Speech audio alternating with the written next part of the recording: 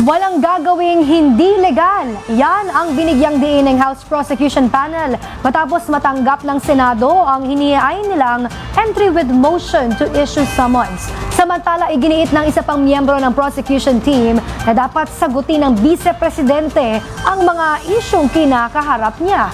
Ang detalye alamin natin sa report ni Zai Chua. Walang intensyon na gipitin ng House Prosecution Panel ang Senado nang maghain ito ng entry with motion to issue summons para pasagutin si Vice President Sara Duterte sa articles of impeachment na inihain laban sa kanya.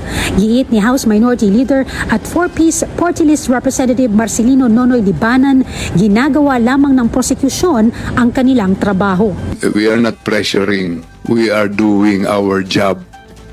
Sabi ko nga kanina, gusto rin namin mangampanya, pero kami naman ang magkakaroon ng culpable violation of the Constitution pag hindi namin ginawa ang aming tungkulin.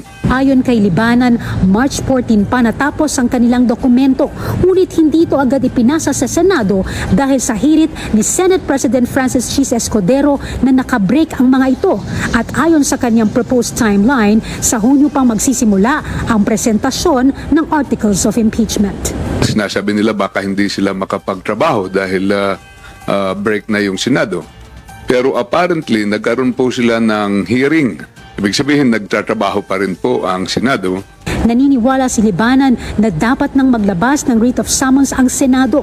At kung susundin ang timeline na inilabas ni Escudero, obligado si VP Duterte na sagutin ang reklamo sa June 4. June 4 is not 10 days. Napakalayo po niyan.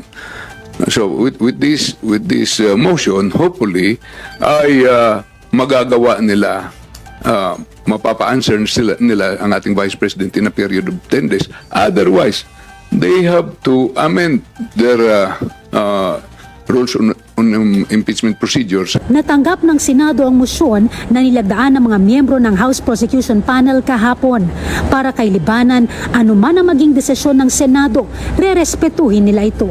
Napakaklaro ko po ng ating Constitution that the impeachment process shall start forthwith. Anong ibig sabihin ng forthwith? Right away, without delay. Kami naman po sa 11-man prosecution team, we have to follow this. That we have to assume our duties and responsibilities para gampanan po namin. Medyo gusto rin namin mangampanya, mag-break, ganun din. Pero because of this provision of the Constitution, wala kaming magagawa eh.